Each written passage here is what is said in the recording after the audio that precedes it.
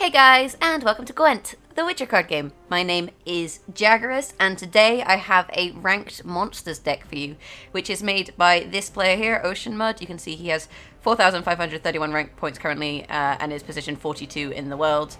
You can also see that I have tanked my rank a little bit. I was around 4,350 MMR, now I'm down to 4,115, which is not bad, but I'm a bit salty about it, to be honest. I'm a bit salty about it. But anyway, we're going to be playing a Monsters Eredin deck that's made by OceanMud. Now, disclaimer, OceanMud definitely plays this deck a lot better than I do. It's literally the only deck he plays. So if you want to see him play this deck, do check out his Twitch channel. I'll do a link in the description below to his Twitch and his Twitter and stuff. And this is definitely his deck, but it's a successful deck. It's a bit of a change of pace if you want to play monsters, but you don't fancy, you know, consume or dig in. And this is the deck here, OceanMud Eredin. Eredin Mud, I guess I should have called it.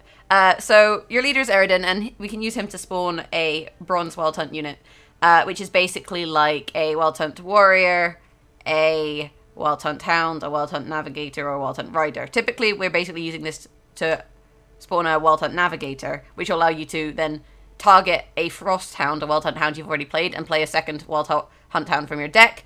This thins your deck by 2 wild hunt hounds and 2 frosts. So we've got frosts and hounds, which are nice. We can apply weather to our opponent. We're also looking at playing a lot of carryover. You know, we have our earth elementals here that will, when they die, they spawn 2 lesser earth elementals, so we can use these to get more earth elementals. I've got 1 premium one. He's so cool. Look at him destroying things. We have 3 Seleno harpies. We're going to play these, and obviously the eggs, they, when consumed by another unit, well, we're not actually consuming them. Deathwish spawn a harpy on a random row. But what happens is when you play the harpy, you get 2 eggs to the left, so you have 3 units nicely lined up, which you can then use a thunderbolt potion on, which will boost the 3 adjacent units, so the harpy and the 2 eggs. But for a 12-point play with a bronze card, which is pretty nice. So we have like our Deathwish, our Frosts. We have 1 Lacerate, because Lacerate is really good. Then we have our 3 crones, and usually you use crones in round 1 as a tempo play. A lot of people try and hold crowns to round 3, but if you use them in round 1, it thins them, and also it means you're not likely to end up in that situation where you mulligan and draw a crone, which is, you know, not very fun for anyone. Then we have our Water Hag, which we can also use for a Lacerate, or a Clear Skies if there happens to be weather. And what we actually can do is we can move units around the board, and the way we can do that is with stuff like Frightener.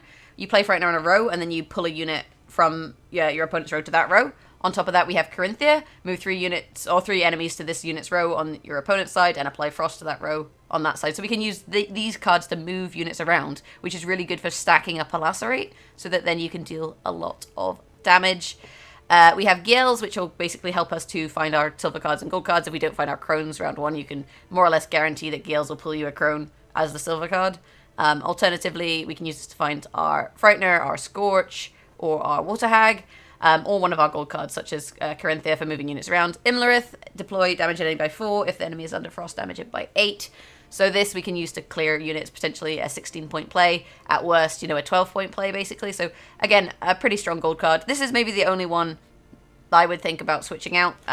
In that case, you could maybe run something like Igni, which could be quite successful. You could run, if you're feeling a bit cheeky, something like Succubus. Succubus also works quite nicely in these kind of situations. If you don't have those cards, you know, even something like Ciri or Yenkon, these are both good, you know, in any deck. So that's the only one. But I want to run this as OceanMud runs it, so we're doing it as is. And then we have Caretaker, which will allow us to resurrect a unit from your opponent's graveyard. We can use this to find our opponent's silver cards, so we can play them. For example, you can play another Water Hag if your opponent's played one of those. You can use it to take cards from their graveyard they want to resurrect. For example, like Skirmishers from Skellige, which have lots of points. So there's lots of kind of options in terms of how you use Caretaker, and it's a very versatile card.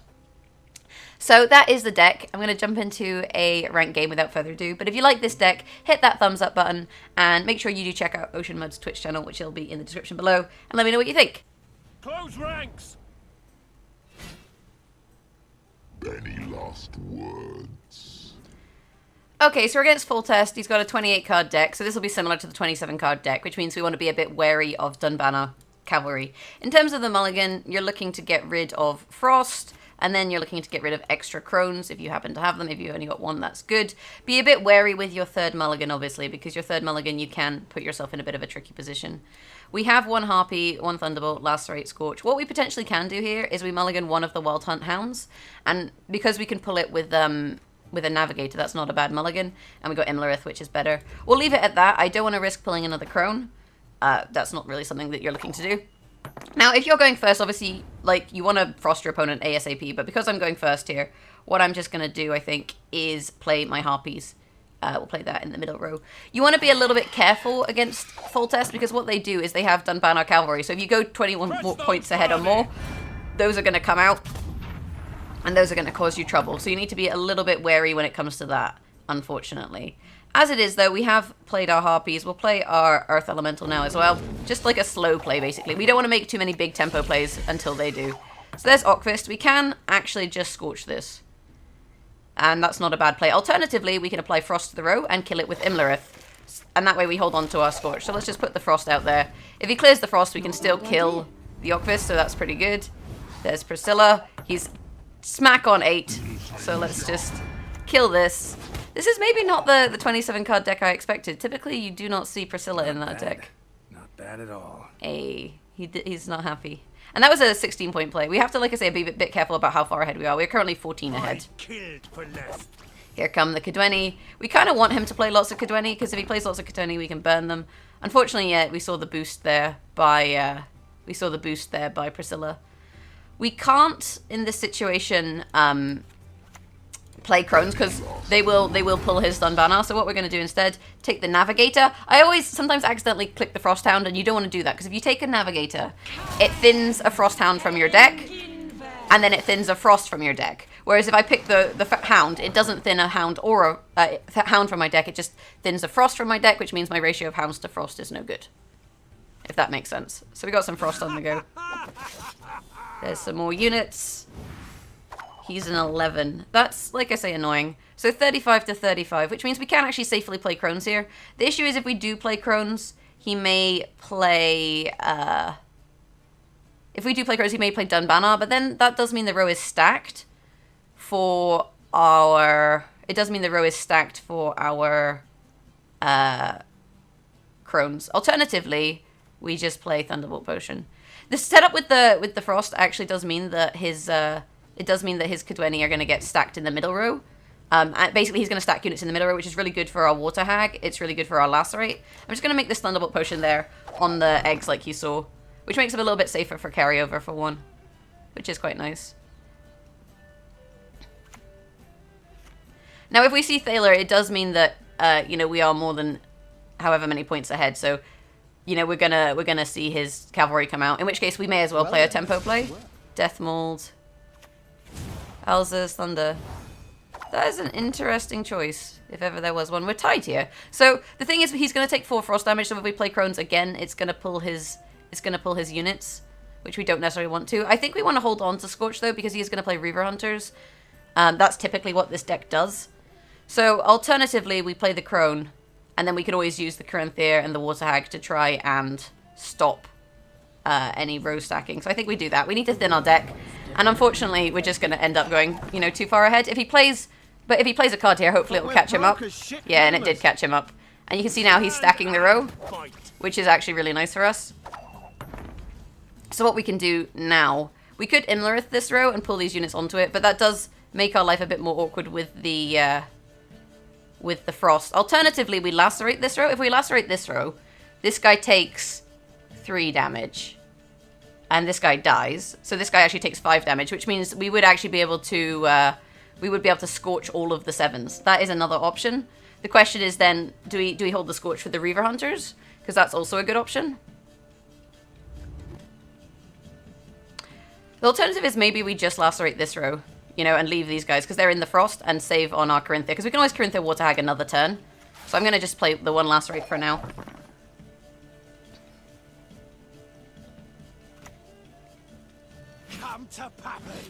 And there it is. Okay, so now I think we just play Water Hag Lacerate, right? 1, 2, 3, 4, 5, 6, 7. 7 targets. Yeah, let's do that. I'm sad that my premium crones are not lined up. It makes me sad. There we go. Alert! And there's the Dunbanner, unfortunately. So he's only 8 behind. As it is, though, if this guy takes one more tick of Frost, then we can start...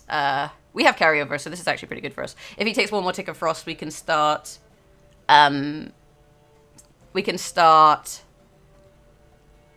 Scorching.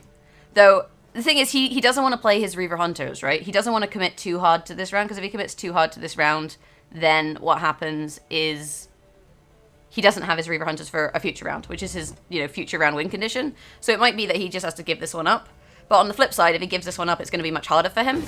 And that's something to be aware of. So we got the round. On top of this, we actually have carryover.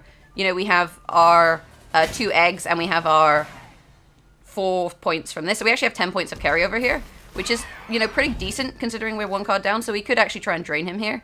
We also got Frightener, which is actually really nice in this situation, because we can use the Frightener to draw a card. We've got an Earth Elemental, but we'd rather have, Giel's Caretaker, Wild Hunt Hound, Harpy probably good as well.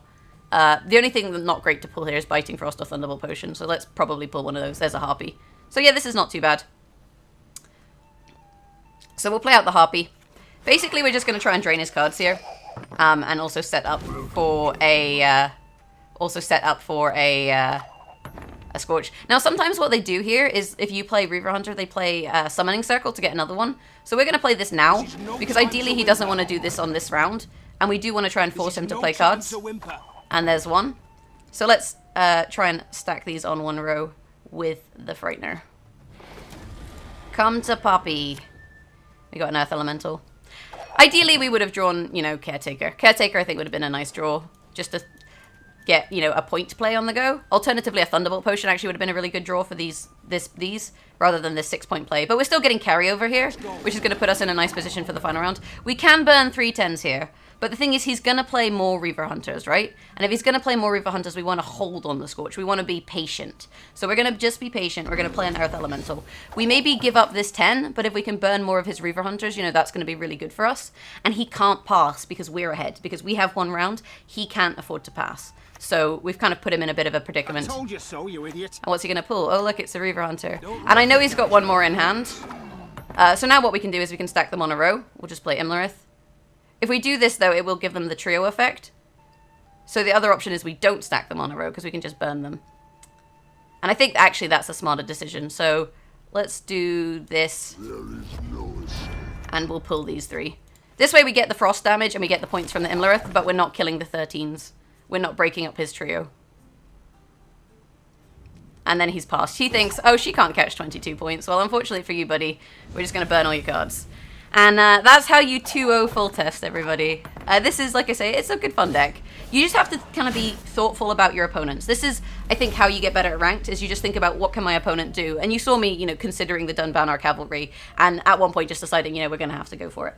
Anyway, without further ado, I'll jump into another game and show you guys OceanMud's deck one more time. There will be no negotiation. Ested esa crisa. Okay, so Ethne is often dwarves, and for dwarves, Scorch is a big pull for us. We have Giels, which will help us find things if we can't find our Scorch. We're going to get rid of a Frost, and there's the Scorch that I wanted. In terms of these other cards, we don't want to blacklist anything, so we'll get rid of the other Frost.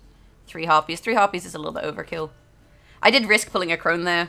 I realize sometimes I take the risk, sometimes I don't. It really depends on the hand, but like a handful of Harpies is not ideal. So this is quite good because we can, kill maybe a dwarf with Imlerith if we get that row frosted, quite quickly.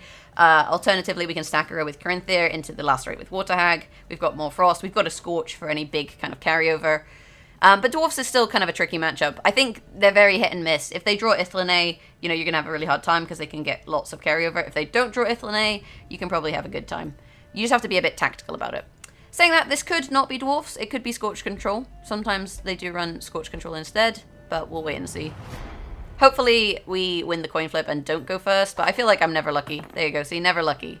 Baby rage, you guys. Proper baby rage on the go. So potentially we could just straight frost the front row because we know that dwarfs play units on the front, and that would set us up for Imlerith if they do play a dwarf. That is an option. But on the flip side, they do run a lot of Clear Skies in this deck because they thin the deck with Elven Mercenaries. So because there's a lot of thin Clear Skies, that's also something you need to be a little bit aware of.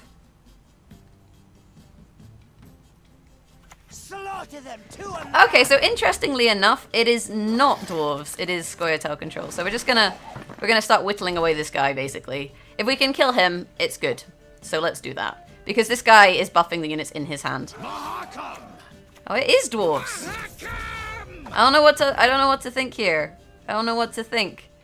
I think we frost this row as well. The thing is, he might clear skies, but if he does clear skies, then we can... Oh no, we can't quite kill Imlerith. We have another frost here, though. Either way, this also thins our deck. Yeah. I think we go for it. I haven't really played this matchup with this deck, so obviously it's one of these matchups that you learn from. This is the thing with decks. The more you play a deck, the better you're going to be, the more familiar you're going to be with the different matchups. We're probably going to get clear skies. It's very common in this deck. There it is. Unfortunately. But not the end of the world. Oh, I said it. See, you guys have been complaining that I've not been saying not the end of the world. And you got me this time, okay? You got me. Let me have a quick think. We do have Corinthia, so we can set up more frost. We also have a lacerate, which we can maybe use on this guy. For now, let's thunderbolt potion our harpies. We don't have a third. What's it called, unfortunately? Oh, if this guy wasn't a 7, I could scorch both of these. But if she buffs them asynchronously, you know, we're still in a good position. This guy will pull us a caretaker, a frightener. Caretaker or frightener, basically, because we're going to thin our crones. Let's thin our crones now. We got a lot of tempo here, so then they're in a bit of a predicament. Whoa, those stunners are in for a world of hot. Okay. So, he's 7, and every time a dwarf gets played, he's going to get buffed. Ideally, we want to be able to burn more than 1 unit. The other thing we can do is we can try and... we could try and frightener. But Frightener is a 10, and it would mean putting them all on 1 row. And the thing is, he's going to have stuff like Zoltan and the dwarves that move units, such that it might be preemptive to Frightener. And then we would draw Caretaker from Frightener. The question is, you know, do we want Caretaker? We can take Barclay Elves, but that's going to play around a Bronze or Silver Dwarf. We don't have any dwarfs, so that's not going to really work. We don't really want to stack the row yet. We need more units out to stack the row. So I think for now, we may as well just start stacking the row. So, Frightener into Yarpen. And you can see what this actually does is it spaces his units such that he can't buff them all. He ideally wants to buff all of the resilience. But with this play, he can't do that. So that's quite nice. Have strength, my love. And there we go. Thunderbolt Potion. So you can see, unfortunately, it's an 11 and a 10. And that's where... things are a bit awkward. And a 14. We don't want to burn the 14 yet. We can lacerate, but again, it doesn't feel like the right play yet. So we'll play harpies for now. This is kind of a game of patience, really. That's not a good tempo play, but we can stack a row and we can get some pretty big lacerates out, which is nice. Nature's Gift, probably Commander's Horn. There it is. And then I'd imagine she's going to Commander's Horn again. So what we can do here... I guess we go for Imlerith now. We don't want to burn anything until we've lacerated and stuff, so I guess we go for Corinthia, sorry, not Imlerith. The question is, how do I want to play this? At the moment, it's going to be hitting those 10s. Well, it'll hit the 4, actually, the Frost. And we only get to move 1 unit. I think it's probably better to do it like this. This way, we've got a nice big stacked row for lacerate, although it hasn't really changed much. And there's the armor. 2 18s. Okay, this is where we scorch. This is where they made a mistake. We've got a 36-point scorch there. And this is what we're waiting for. We're waiting for a dumb play like this. So, happy birthday. You've just lost 36 points. And unfortunately, you know, Imlerith isn't gonna help us deal with the carryover. Saskia. So what's it gonna be? Commander's Horn? Probably Commander's Horn.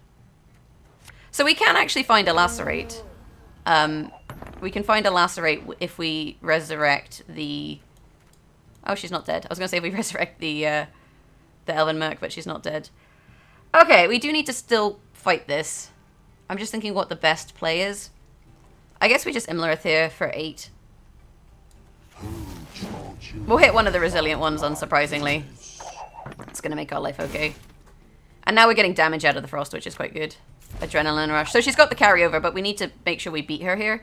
The question is, what is this last card? Because ideally, I don't want to... Although she's played Adrenaline Rush, so Ithlinay wouldn't be too great. Does she have 17 points in 1 card? Let me think what she can have. I don't think that she does. Commander's Horn has been played. Ithlinay's been played. Thunderbolt Potion has been played. I think we just pass here. I think we pass. This is a risk, because if she can somehow catch me on this round, I'm basically borked. But I don't think that she has it. You know, she needs 19 points in one play. Actually, 2 more than that. She needs 20 points in one play.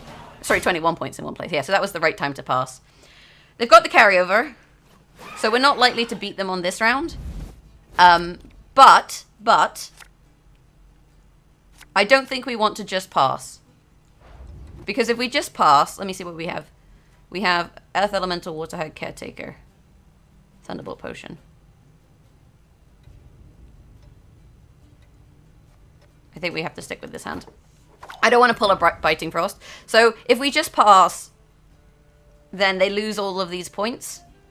But if they lose all of these points, if they have Ithlane, can they get another Adrenaline Rush? Usually they only run 1 Adrenaline Rush. So actually I think we're okay to play here. So let's play Caretaker. And then let's play Yarpen. And we'll put him here so that we can Thunderbolt if we want to. And we'll kind of see what she has and what she does. There's a Defender. Okay. If we Lacerate, we get 9 points, plus the 3 from Water Hag. So we get 12 points. I think we play the Elemental for now. That's more carryover, and carryover is always good. And she can't pass, right? This is the thing, she can't pass. We got 29 points behind. This is 12, and this is 12. So we have 24 points in hand. So we can't catch her here. So we just pass now. But we have, you know, more carryover than her, and more cards than her.